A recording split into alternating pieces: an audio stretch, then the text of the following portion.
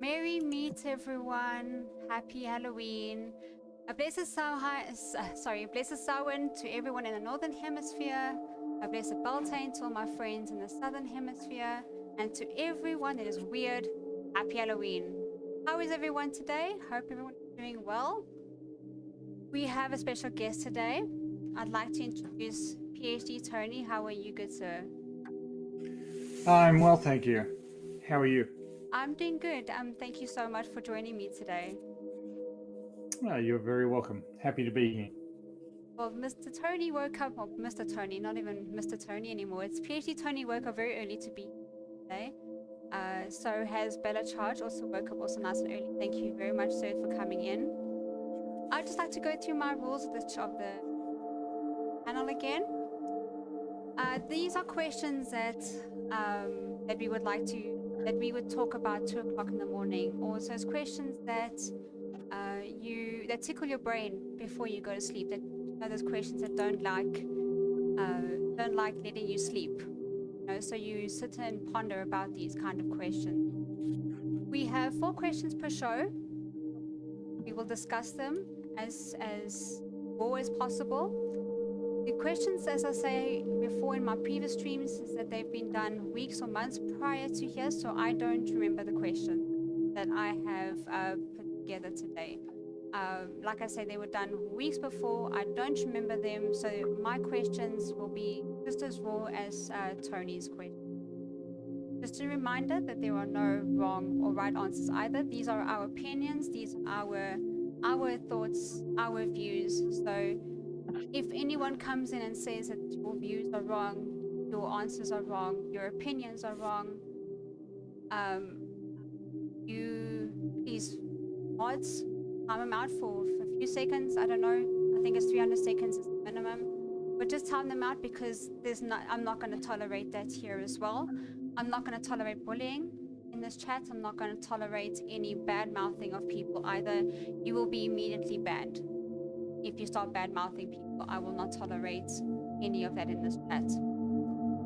Right, so are we ready to go? I am, certainly. Let's do this. Get my questions up quickly.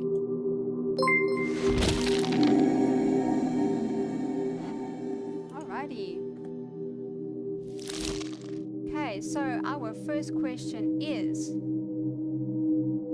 Oh dear, I've just lost something. Yeah. Alright. If you could teach someone in the world one concept, what concept would have been the biggest positive impact on humanity? Okay. I think it's the awareness of mental health issues. I think that everybody has to look after their own mental health, but also be aware of the mental health of the people around them, the adverse effects that they can have on other people, or the adverse effects that other people can have on them. And I think that if everybody sort of recognized one another's mental health and emotional well-being, the world would be a better place. But to make sure that everyone's mental health is, protect their mental health. Okay, all right. Well, I just think that more broadly, an awareness of mental health as part of your entire health. So, your mental health, but also the mental health of the people around you, and how their mental health can affect you, or how you can affect theirs.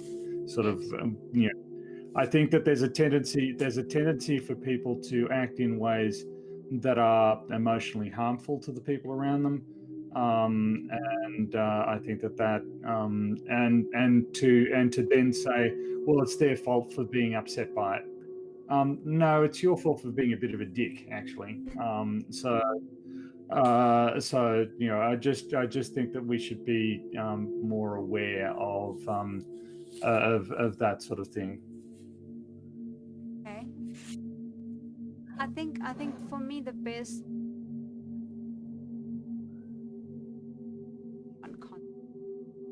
I think mental health is a great one. I really think that's a great one. You've just stumped me on this one. I think I had another question, another answer to this question, but I think mental health. Maybe I think one concept is racism. I think that's another one we could have a good concept for. I think if we didn't have racism in the world, I was going to say in this country, countries problem, and I think that it's something that needs to be tackled soon, and I don't think it's happening fast enough. But it's the same with mental health. It's been tackled, but I don't think it's been tackled fast enough. Yeah, I tend to agree, but I sort of think that if you, an awareness of the emotional well-being of people around you should, in general, assist you to understand, how you're relating to other people of different races, people of different cultural experiences, etc. But that's actually not necessarily true. So explicitly attacking racism is a big issue and indeed very necessary. There was an interesting psychological study where they tried to teach sociopaths how to empathize with people. They took them away and they walked them through the steps of how to recognize other people's emotional states and respond to them. And what they found was that the sociopaths that they took through this program actually reoffended much more often than the sociopaths who didn't. And the reason was that they weren't cured of being a sociopath, they just better knew how to manipulate the people around them. An awareness of mental health isn't necessarily going to stop people from being a dick. Some people are just, constitutionally inclined to not care about the people around them. So it's not looking after mental health is not a panacea. I think we're going in the right direction in terms of mental health. I think mental health has become such a big thing that people have taken notice of and have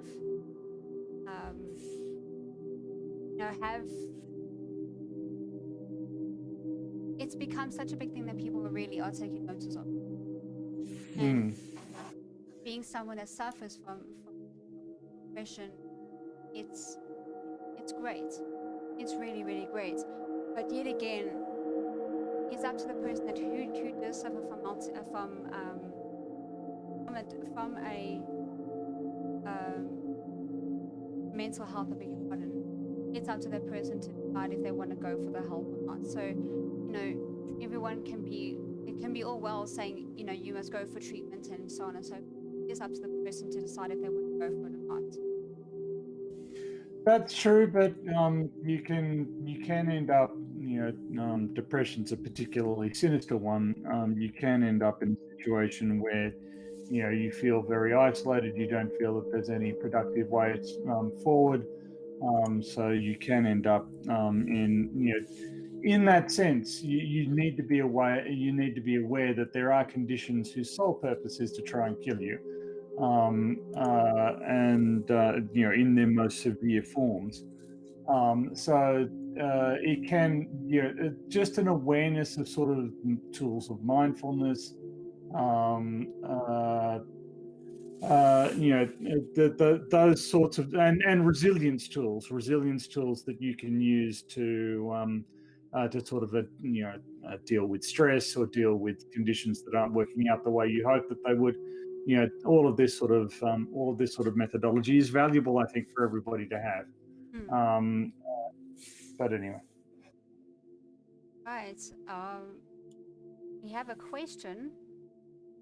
There is a question in the chat. Bacon O says, at Tony, did they give a reason for the larger cake offering? Be offending, I beg your pardon. Yes, they did. It was that the sociopaths were better able to engineer opportunities to reoffend. So the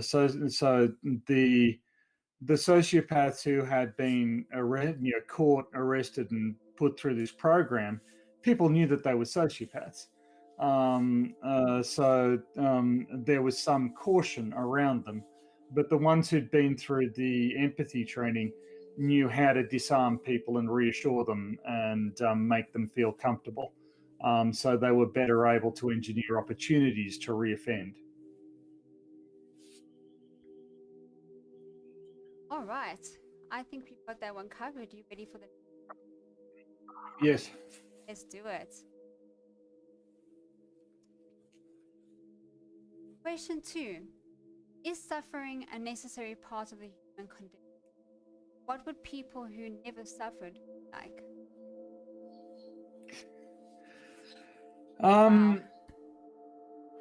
Yes, suffering is a necessary part of being alive. The reason is that you need to know pain and discomfort in order to know that in order to recognize conditions that you can avoid.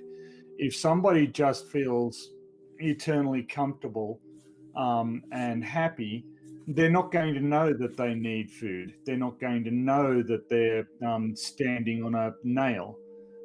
In order, all organisms are designed to recognize conditions that are inimical to them and respond appropriately. And that's the point of pain. That's the point of being uncomfortable. Is your body is telling you, actually, this is not a great place for you to be in. The Yeah,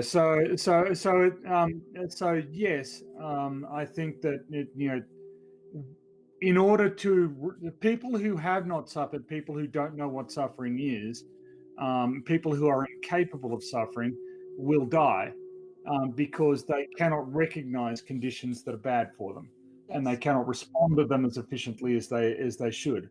So yes. I don't see the moral necessity of suffering. I don't see if there were, it, to my mind, if there were a benevolent creator, I don't think that there would need to be suffering. But without Jessica is trying to make me laugh, I and can see that. it's working. Anyway, You can laugh. she, You can laugh. This show doesn't yeah, have to be so all serious all the time. okay, all right. Well, I figured that if, I figured that giving a discussion, entering into a discussion about human suffering and sniggering through it is perhaps not the best impression I can make on people. I take human suffering quite seriously, actually, I get it. and it's my biggest beef with the alleged existence of a creator is that he doesn't need to have made it quite so noxious to be around. Anyway. I agree with you in every way. I really do. Suffering, we need to suffer to understand the the good things in life. Uh, I know in my personal life, I've gone through a lot in my life in terms of heartbreak and suffering and heartache and, you know, losing loved ones and friends, and I always wondered to myself, if is there a way to go through any of this without hurting? Is there a way to get through losing someone without hurting? And the answer is no, because then you wouldn't appreciate much after they're gone, or you wouldn't grow from that. You wouldn't grow from it at all. You would be the same person. I mean, if I didn't go through any of the suffering that I've been through in my own life, in my short little 33 years of life, I wouldn't be the person I am today. I wouldn't be the. I would think that I am strong. I wouldn't think that I'm the strong person I am today. I think that pain is necessary to learn. Yeah, but it's only natural to sort of to feel pain if there's, you know, if you lose something or someone that's special to you. I beg your pardon? It's only natural to feel pain if you lose someone or something that is special to you. I hope that came out right the first time. But you know, it's a very natural response, and you know, but coping with it is sort of essential. Yeah. To It's one of the things that I think, or you know, autistic people or people on the spectrum have difficulty with is that they have difficulty filtering their emotions. They have difficulty sort of compartmentalizing, and that can make reality very difficult to deal with. Yes. No, I get that. I understand that completely. I have a suffers from, and he doesn't understand what it's like when, you know, he doesn't understand when he's hurt you, or Hmm. when there's something that has affected another person emotionally. He doesn't understand that, and it's for someone that doesn't that is I'm a very an emotional um your your I've lost my train of thought because someone's just told me that my volume is very low. My mic volume, benign me talking about that. Okay, I'll carry on talking long. So um Yep. it's just I think that for me to be a very emotional person, to come across someone that doesn't understand emotions at all is mind-boggling. It's extremely Yeah. mind-boggling. Mm. Well, the problem with autism is that they're sort of, you know, well, everybody makes their own decisions about what is important information from their surroundings and what they should pay attention to. But for people with severe autism, they are completely processing in, you know, informational terms the information that they're receiving. So, for instance, you know, one of the extreme examples I saw was of an autistic man being taken up into a helicopter, being shown a vista of a city, being asked to draw that vista, and being able to recreate the number of windows on each of the buildings that he saw across the city. That sort of detailed information is overwhelming. It's too much. You can't adequately process that. And a normal human being just goes, well, that's the sort of detail I don't need to know. But an autistic person can't do that. And so the processing power that a normal human being saves, that they can then apply to assessing the humans in their surroundings, autistic people can't do that. So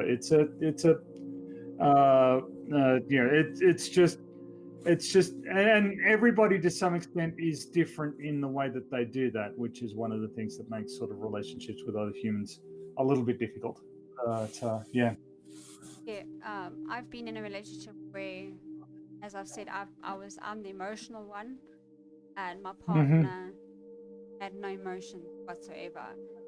And it was a very difficult one because he eventually found out how emotional I am, and he started emotionally abusing me because of it.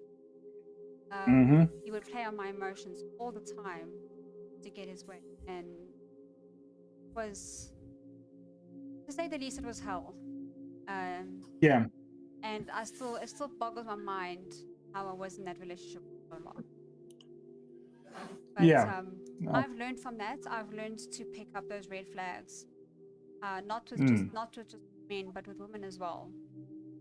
Women Right.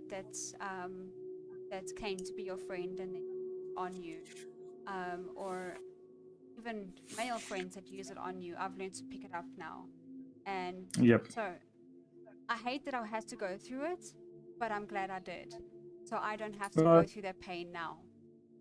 yeah. I think it's one of the things about online relationships, especially, is that there you are used to you make assumptions about the people that you're dealing with, and there's a lot of information that you don't have in an online environment about the people around you, the people that you're interacting with. You've got much less than you do in sort of even a face-to-face encounter, where you've got body language and tone of voice and other eye contact and other signals you can process.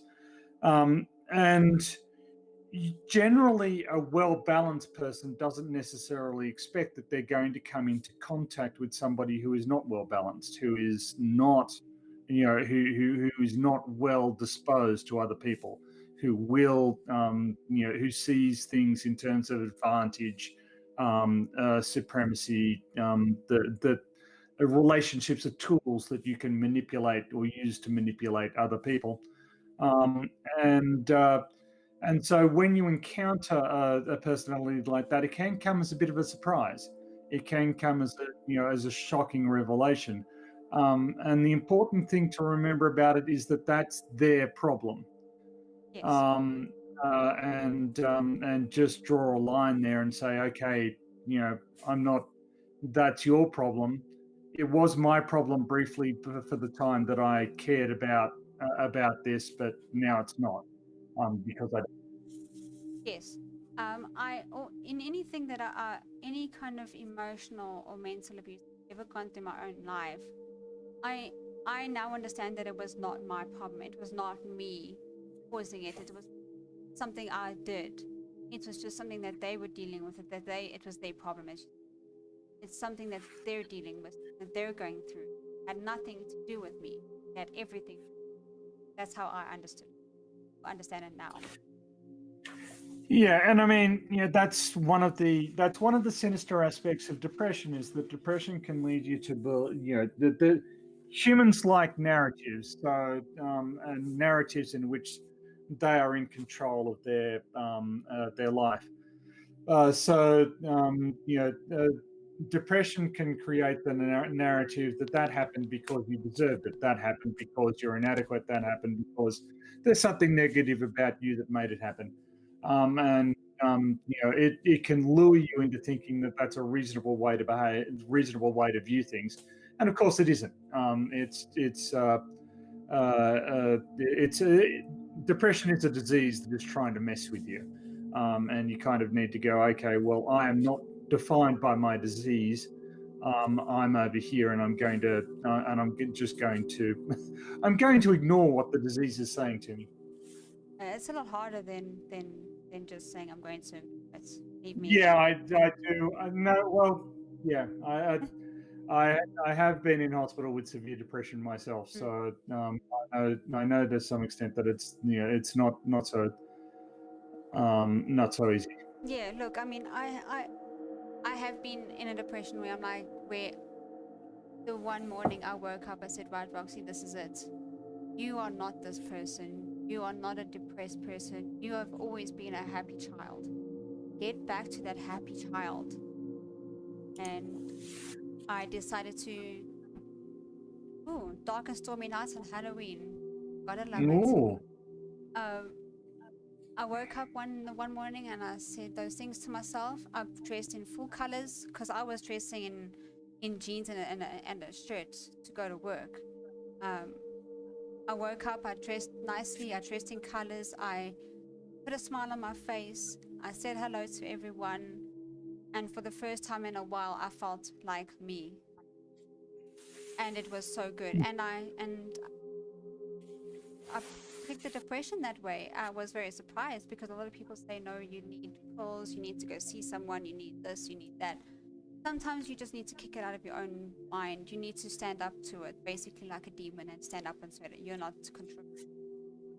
I know it's hard Well, for sometimes, it's hard sometimes, but sometimes you can do it, you can kick it. well, that sounds like a re-expression of what I said. Yes. But so the I'm not sure if you're familiar with the film A Beautiful Mind, but the guy in it was subject to, in reality, he was subject to auditory hallucinations. He heard voices telling him stuff, and he eventually decided to just not listen to the voices. It's not like he stopped hearing the voices. He kept hearing the voices. He just decided, I'm not going to do what they say. They're not good for me. And so he likened it to putting himself on an intellectual diet where you just restrict you have a look at a thought, you go, is that a good thought or a bad thought? And if it's a bad thought, then you don't pursue it. You don't let it. You don't follow it where it's going to go. And depression is one of those where, if you follow those thoughts and keep following them, you'll end up in dark places that you don't want to be. Yes. It's a difficult one for a lot of people. Like you said yourself that you ended up in hospital. I would never know at the time of my life what it must be like to end up in a hospital mentally going through. I've always known hospitals something going on. I've never known hospitals something mental situations. And it was interesting the first time I ever found out that you could go to a hospital for something mental, for a mental situation. I beg your pardon. Sorry for my phrasing. To me it was crazy. But yet again, we grow up, we learn new things, and I think a lot of people have thought about. I myself, I've been thinking about going for help, but a voice in my head says, "Don't. You don't need to. You can kick this yourself." And because that's who I am, I try and fix things myself before I ask for help. I've always been that way, and not majority of the time, a lot of the time, there will be times where I would screw things up royally before I ask for help. Where if I'd asked for help in the beginning, it could have been fixed with a little tweak. Now it's got to be basically remade, redone kind of thing. And I still can't kick the habit of trying to fix myself. So I can't kick the habit. Well, I have to say, sort of there is a lot of learning you can do, and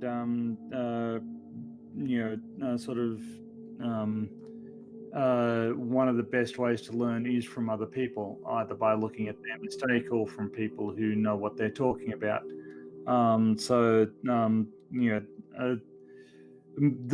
It's not like talking to other people is abdicating your responsibility for what's going on.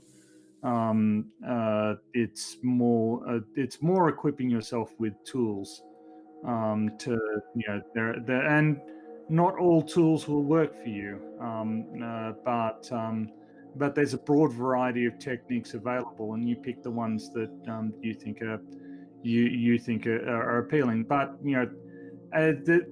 again, you shouldn't feel like I'm dictating anything to you or saying that you have to. All I can say is that in my experience, it was very helpful. Yes. Well, like Little Wolf, what Little Wolf says, and I agree with that because I felt like that as well. Is if I ask for help, it feels like I failed somewhere. Absolutely not. It Jessica is just hassling me for every time I say but yes, everybody will die of alcohol poisoning if you do that. So let's not. The so it's not a sign of failure, and this is what I was talking about mental health earlier. You need to be aware that mental health is just a part of your whole health.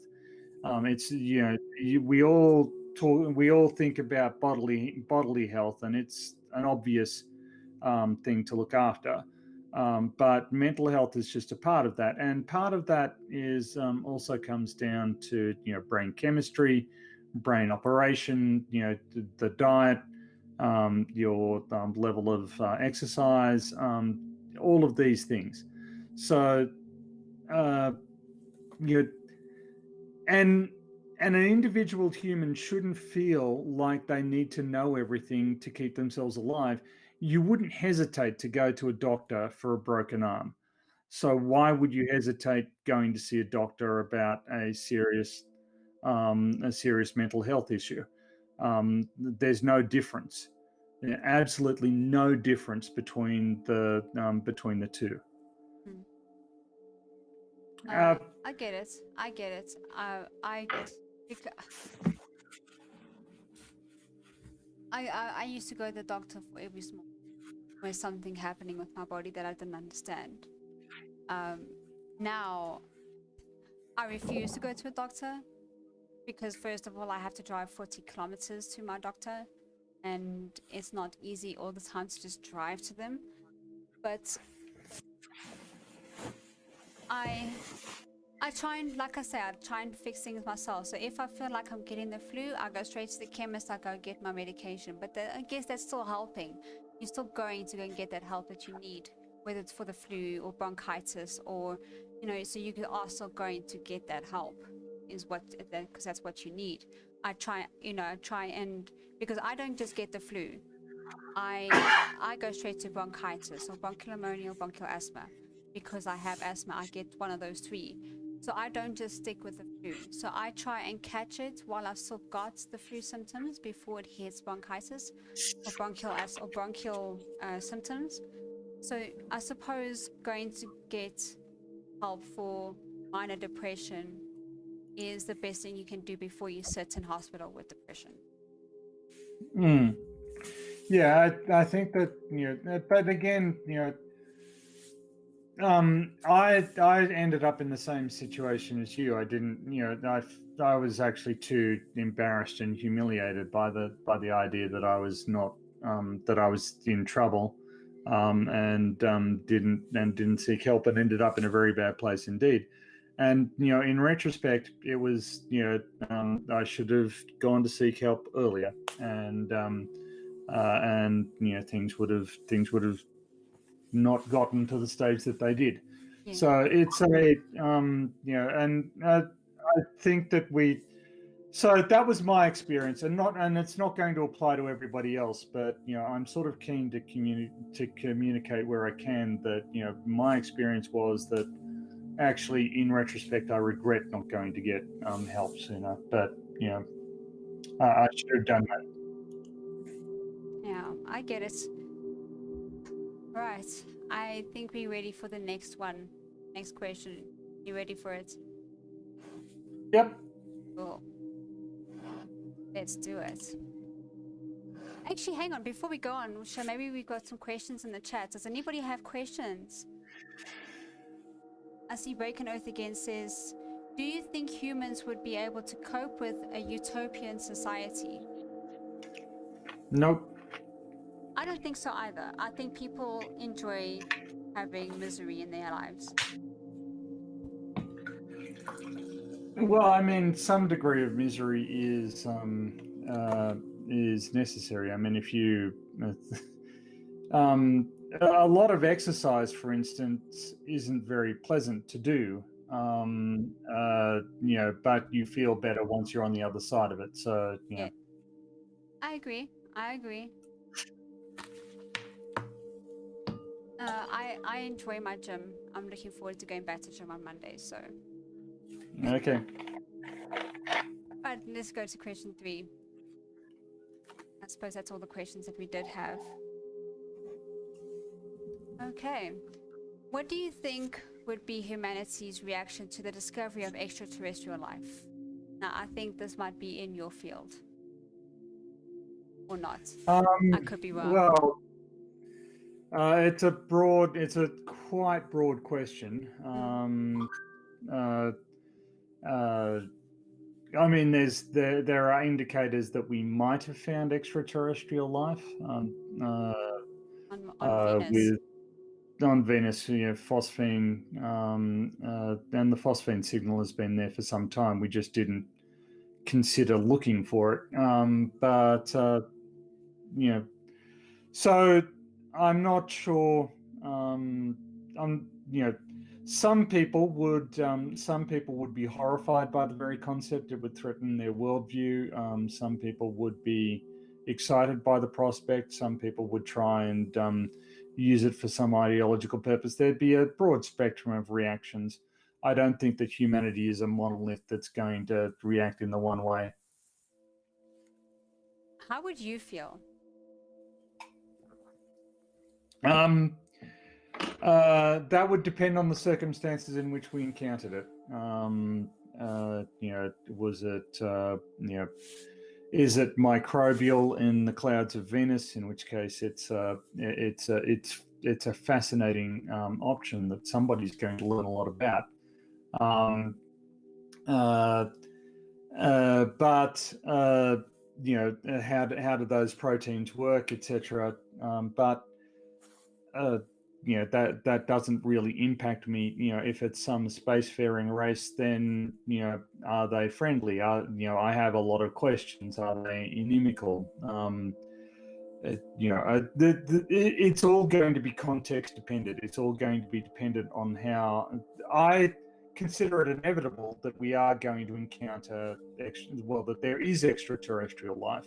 Sorry, let me phrase it that way. And so if we encounter it, I'm not going to be hugely surprised. And my particular reaction to it will vary according to the context in which that occurs. Are they intelligent? Are they even vertebrates? Are they multicellular? How does their chemistry work? If they are intelligent, how does that intelligence compare to human intelligence? What are the differences? Those will be interesting questions, but there'll be more immediate ones, such as, do these things present any form of threat or opportunity? And these things are going to have to be impartially assessed. Okay, I believe that there are aliens out there or extraterrestrial life out there. There's no two ways about it. There's no ways we are the only life in this big universe. There's no ways. As for what kind of life is out there, microbial, obviously, there has to be. It cannot be no microbial life at all. As for intelligent life, as in, traversing the universe or traversing galaxies and such, it's a bit of a stretch, but I do hope that there is such extraterrestrial life out there. I really do. And I know that there is when it comes to when it comes to traversing the galaxy, let alone the universe, even a couple of star systems, just that alone, and the time dilation that happens is unbelievable. So that's what makes extraterrestrial life at traversing the universe or the galaxies so hard to believe. But I still hope that there is such. Well, there are theoretical constructs that may allow faster than light travel. So I'm not really in a position to comment on their scientific validity. I pretty much regard the speed of light as a speed limit. So yeah, the chances of there being sort of spacefaring life forms within a few light years of Earth is a little difficult to the odds don't seem to be in favor of that. The contingency is sufficiently remote that I haven't dedicated a lot of processing power to considering it. Yeah. I guess it's just something that will stay in Star Wars and Star Trek and other fictional movies and books and such for now. Yeah. I mean that's that's sort of the general way that it goes. But I mean, I take the attitude that I don't need to invest too heavily in it, too emotionally in it, because it'll happen or it won't, regardless, and the circumstances around it will be what they will be, regardless of whether or not I think about it or dedicate emotional energy to it.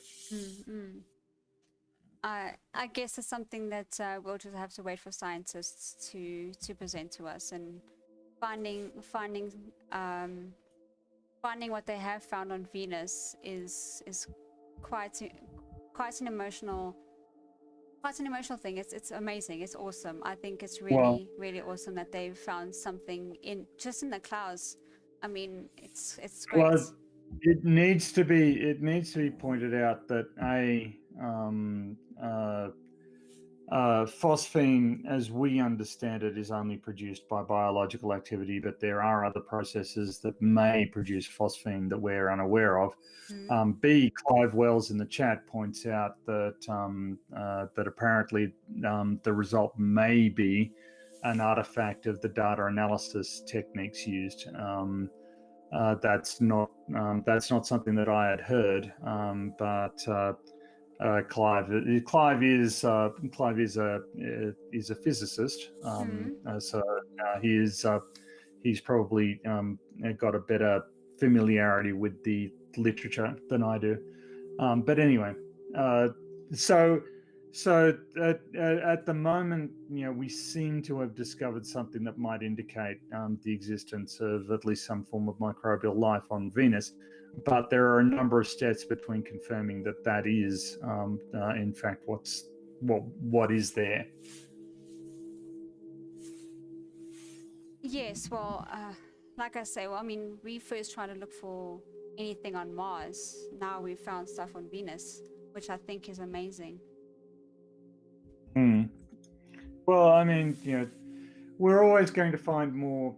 We're always going to find more information. That's the whole point of doing this sort of stuff. So, it's always exciting that there might be stuff around the corner, but eventually, I don't know.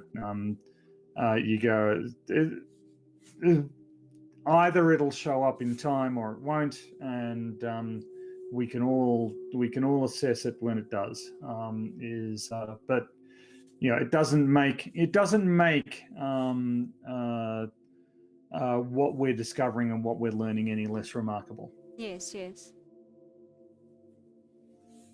All right. I just want to welcome new people to the chat. Welcome, team. Welcome, Clive. I see you, little Clive is here. Yeah, I just want to welcome everybody else to the stream. Thank you for joining me. I appreciate it. This has been an interesting conversation so far. We finally got to a space topic, which I enjoy very, very much. Let me quickly. I have someone trying to get into the chat to the channel for some reason. They can't get in. I don't know why.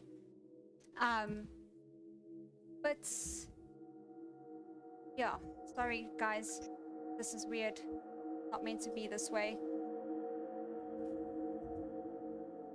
Okay. All right.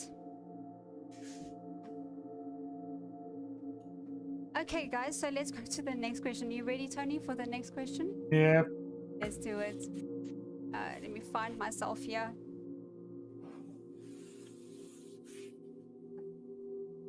Right, question 4. Would things get better or worse if humans focus on what was going well rather than what was going wrong? I think that things would go worse if humans did that. If they focus on everything that's going right. Yep. I think you're right, because then people would never fix the things that are going wrong. Well, I think more to the point, they wouldn't prevent things from going wrong. It's all part of learning. You try something, and if it goes wrong, then you adjust how you're doing it, and you learn more from the things that go wrong than you do from the things that go right, and you learn how to prevent things from going wrong again in the future.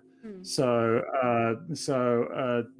sort of a bright side outlook where you just focus on things going right. Well, yeah, but actually, it's more efficient to prevent things from going wrong than to let things go wrong and deal with it afterwards. Well, that's how society is going at the moment. We let things go wrong before we fix it. You look at climate change is one of them. Yeah, climate change is a weird one. I think that the difficulty with climate change is that it's very easy to misrepresent the underlying science, and humans turn out to be very poorly designed for dealing with climate change. Climate change does not present an immediate threat. It's not a perceptible part of what humans are designed to respond to. Humans are designed to respond to what they can see, hear, smell, and feel, or threats that they can intellectually and emotionally process as very imminent. Climate change is quite abstract and quite removed and very large scale. So it's just not well suited for humans to wrap their heads around and respond to appropriately. So I think that plays a large part in sort of why we fail to take it as seriously as we could. Yeah. I suppose there's a lot of things that I think the human race has got wrong that they need to fix. I can't think of most things off the top of my head at the moment, but I suppose hunger is one of them. Obesity is another. Things like that is just something that the human race can fix, but they just don't. They just don't want to because of greed. And I've spoken about this before. I think greed is something that the human race will never let go of. Well, no, because it's an evolutionary trait, right? You want resources.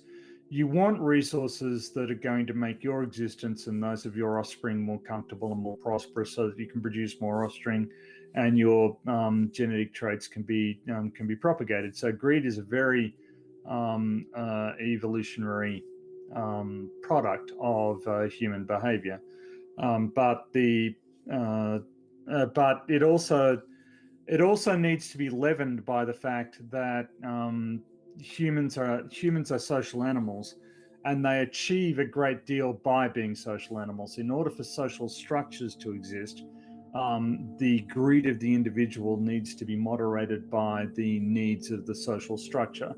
But we're getting to a point where, say, I think it's something like 40% of Earth's wealth is owned by 20 people or something like that.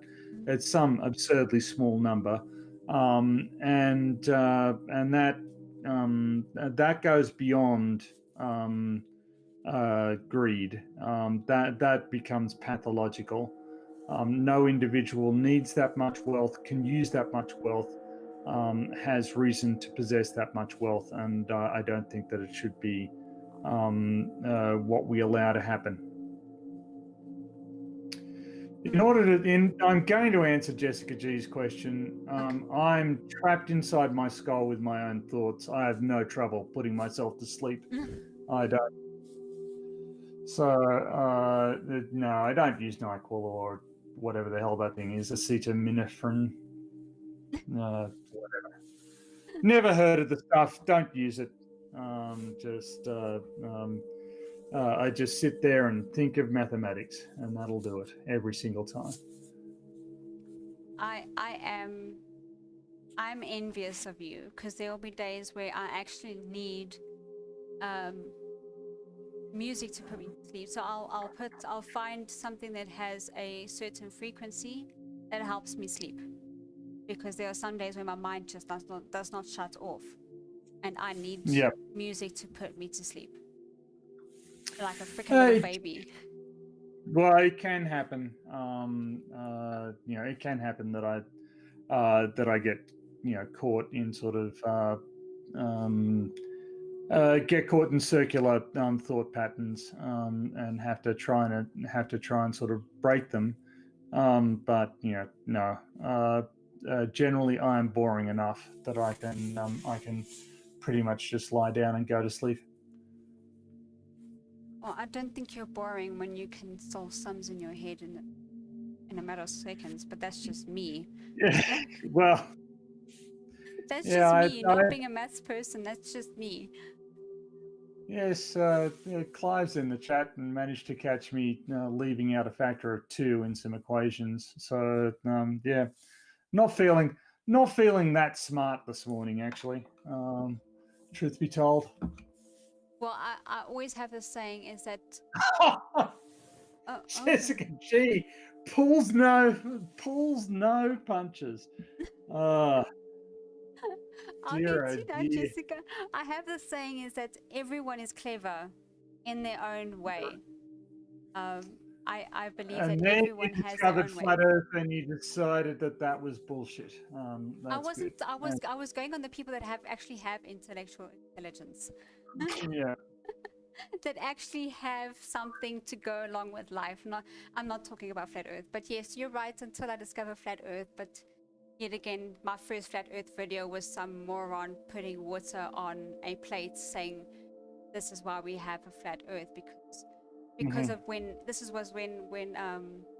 was flooding, or parts of Texas had their floods, and he had a plate with a little bit of a ditch in it, poured water on it, and he said this is why the Earth is flat. And then he took a lemon, poured water on that, and said this is why the Earth is not a globe. Fight me. I was thinking, are you kidding me? Does this guy not understand how climate or the weather works? So how the weather works, not climate, how the weather works, and how gravity is a plain one. And that's my introduction to a flat Earth. I've never been one to believe that the Earth was flat ever in my life. I always knew it was round, and I don't need maths or science to tell me that it is. I just know it is. Yeah. Well, there are photographs of it, so it's and you need to believe in sort of a ridiculous conspiracy theory that is absolutely mind-numbing in its scope, the number of participants and the funding required for it, and you just need to be terminally bewildered. Yeah. All right. Does anybody else in the chat have any questions that they would like to ask? None. Do you have any questions or answers or anything else you'd like to discuss, Tony, with regards to the questions that we've just had? Well, I just want to address Jessica G's point. The amount of wealth that goes through the Middle East is, I think, a huge problem, and it's one of the reasons why I think that we should actually be going to more renewable energy or more nuclear energy, is to reduce our dependence on a portion of the world that I don't regard as ideologically reliable. Mm. Let's put it that way. There are tens of millions of deaths of women through the Middle East and South Asia due to honor killings, for instance. This is a tendency that persists to this day. There's capital punishment for women who commit adultery, but not for men, etc. There's given this level of systematic misogyny, prejudice, and violence, I think that geopolitically, it's bad to give them that much influence. Yes.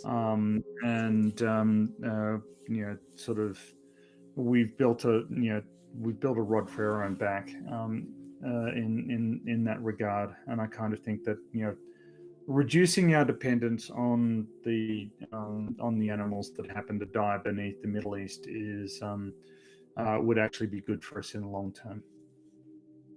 I understand. I do believe that. I'd like to answer a question in the chat. This whole ASMR thing, guys, no. That I've got goosebumps from it. I don't like ASMR at all. It gives me the shivers. It's like chalk. It's like nails on a chalkboard for me. There's no ways I would ever do ASMR. Never. It's just not gonna ever happen. I'd rather do a gaming channel before I do an ASMR channel. Thanks, guys, but no thanks. But yeah, we're running out of time. We need to get going. I want to thank everyone in the chat for coming through. I appreciate it. If you haven't hit that like button, please do so. I would really, really much appreciate it. And please don't worry about the one dislike. It means nothing, really. It was one person that said, I don't like this, and they hadn't even watched the show yet. So please don't worry. It's as good as a like for me. So it just brings more interactions to my channel. So I'm not too bothered about it. So thanks to everyone that was worried about it or did show a little concern. It really doesn't bug me at all.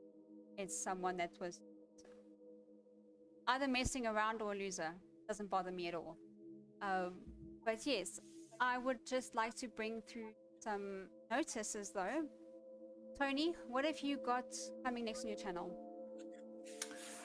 So I'll be hosting the Four Beardsmen tonight, and I'll be putting out a correction to my entropy video. Thank you to Clive Wells for the homework. That's humiliating.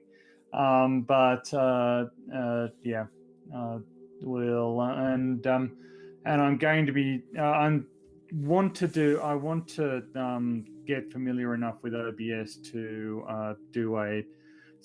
start doing live streams. Phil Bell would like to do some live streams with me, and if I'm a good boy and don't swear at people, there are I may be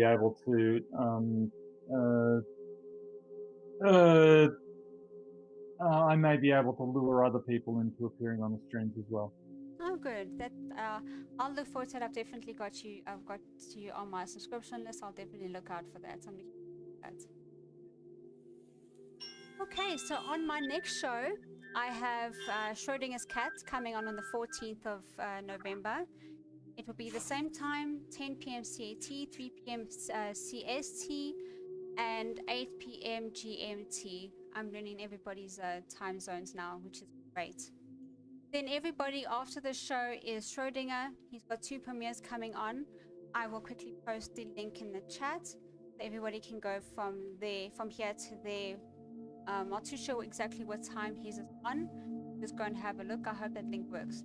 You just can go have a look and see if you're interested. If you're not, up to you. But I just want to send everybody there and have a check out on that streams. Apparently he's got 2, so go and check those out. As for me, thank you so much all for coming. Thank you, Tony, so much for joining me today. It was an honor, good sir. It really, really was. Thank you very much for having me and putting up with me. And thank you, everybody in the chat, for staying conscious. Much appreciated. Yes, thank you very much for everybody for staying conscious. I believe that, yes. No, but you're really good. I appreciate all the answers that you've given. It's been great. Oh, I actually, before I go, I have a tip. I have a tip from Jessica G, and she's Yes. given me $10. Hey, Roxy, happy Halloween. Hey there, PhD. Yoni, hope all is well. Thanks so much, Jessica. I appreciate that so much. You are amazing. You are wonderful. Thank you very, very much. I'm done. You're done? We're done? Let's go. Yes. Bye, everyone. Merry parts, everyone. Bye. Bye.